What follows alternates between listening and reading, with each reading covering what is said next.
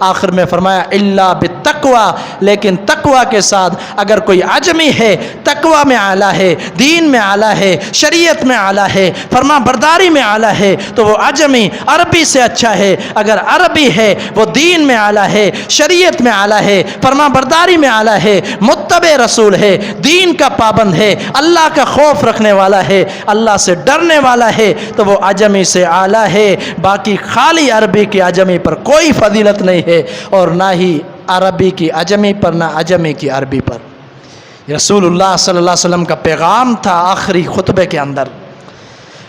اس کے بعد یہاں پر ایک بات میں انتہائی اہم کرنے لگا ہوں۔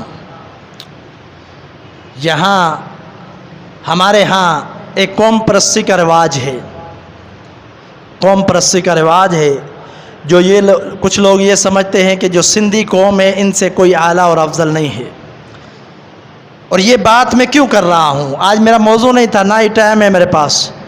ایک انتہائی اہم بات کی طرف توجہ دلانا چاہتا ہوں۔ ایک بدبخت قوم پرست نے سیدنا ابراہیم علیہ السلام کی شان میں گستاخی کی ہے۔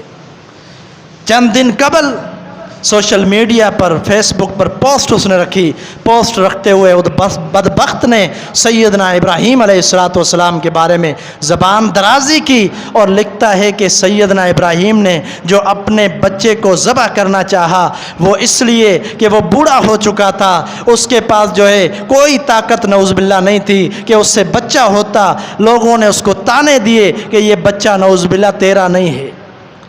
اس بات کو دبانے کے لیے اس نے کیا کیا؟ نعوذ باللہ اپنے بچے کو ذبح کیا تاکہ یہ بچہ بھی دنیا میں نہ ہو اور یہ ملامت بھی نہ ہو۔ کس قدر غلیظ بات، گندی زبان سے گندی بات، سیدنا ابراہیم علیہ السلام کی شان میں گستاخی۔ اور یاد رکھنا، آج میں ممبر پر کھڑا ہوں اور میں نے کئی ایسے لوگ جو قوم پرستی کا دعویٰ لگانے والے، جو اعلان کرنے والے، ان کی زبانوں سے اکثر طور پر دین کو نشانہ میں نے دیکھا ہے، اکثر طور پر دین کو نشانہ بنائیں گے۔ کوئی حافظ دیکھیں گے، کوئی عالم دیکھیں گے، کوئی دین کا داعی دیکھیں گے، کوئی مبلغ دیکھیں گے، ان کو صرف ایک لقب دیں گے اور فوراً کہیں گے یہ ملا ہے۔ اور ان کی ملا کی کیا سوچ ہوتی ہے؟ سوچ یہ ہوتی ہے کہ یہ جو ہے دین کو بانٹنے والے، دین کو بیچنے والے ہیں۔ ان کا آپ ذہن پڑھیں، ان کے ذہنوں کے اندر جائیں تو پتہ چلے گا یہ کیوں ہے۔ اللہ کی قسم یہ اس لیے ہے کہ تم لوگوں نے دین کو کوئی فوقیت نہیں دی۔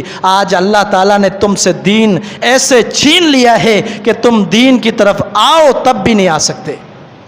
ایسے اللہ نے تمہارے دلوں پر مہریں لگا دی ہے کہ کبھی سیدنا ابراہیم کی شان میں گستاخی، کبھی امر جلیل بدبخت ذلیل انسان اللہ کی شان میں گستاخی کرتا ہے، کبھی پیغمبر کی گستاخی، کبھی اللہ کی گستاخی، کبھی برگزیدہ اللہ کے نبیوں کی گستاخی۔ یہ بدبخت لوگ اپنے آپ کو قوم پرست کہتے ہیں، جو اللہ کے رسول صلی اللہ علیہ وسلم کی جو خطبہ حجۃ الوداع ہے اس کے منکر ہیں، اس کو نہیں مانتے۔ جس نے سیدنا ابراہیم کی شان میں گستاخی کی، میں کہتا ہوں وہ اللہ کا بھی گستاخ ہے۔ وہ خلیل کے نام سے ہے، خلیل اللہ کی صفت ہے۔ اس بخت کو خلیل نہیں کہنا چاہیے بلکہ وہ ذلیل ہے، کائنات کا بدترین شخص ہے جس نے سیدنا ابراہیم کی شان میں گستاخی کی۔ اس نے خالی ابراہیم کی شان میں گستاخی نہیں کی بلکہ کروڑوں اربوں مسلمانوں کے دلوں میں جو بسنے والے پیغمبر ہیں اس بدبخت سے ذرا اتنا تو پوچھیں کہ ہم یہودیوں سے لڑ رہے ہیں،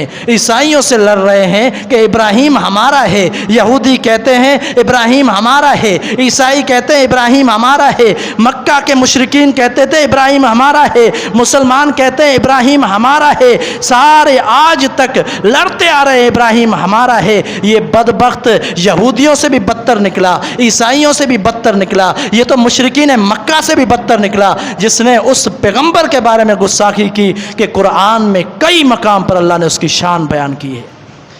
یہ واقعہ بچے والا بھی قرآن میں موجود ہے۔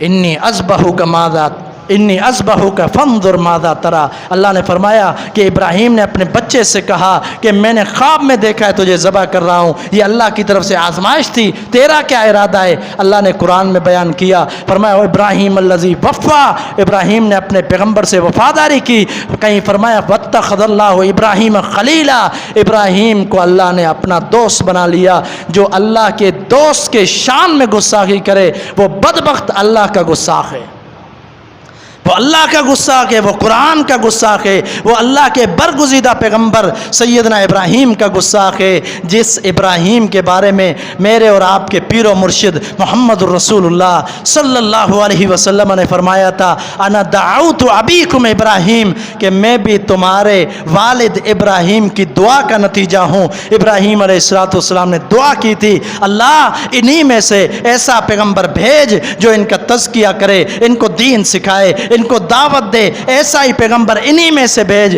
اللہ کے رسول نے فرمایا میں بھی ابراہیم کی دعوت کا نتیجہ ہوں۔ اللہ کے رسول شان بیان کرے سیدنا ابراہیم کی، یہ بدبخت گستاخی کرے، پھر میں اس کو خلیل نہیں میں ذلیل کہوں گا۔ اللہ کی قسم ایسا شخص بدبخت ہے، ذلیل ہے اس وقت تک جب تک گستاخی سے توبہ تائب ہو کر معافی نہیں مانگتا، سر عام اعلان نہیں کرتا کہ میں معافی مانگتا ہوں، تب تک یہ گستاخ ہے، اللہ کا بھی، رسول کا بھی، اور سیدنا ابراہیم کا اور اللہ کے قرآن کا بھی گستاخ ہے۔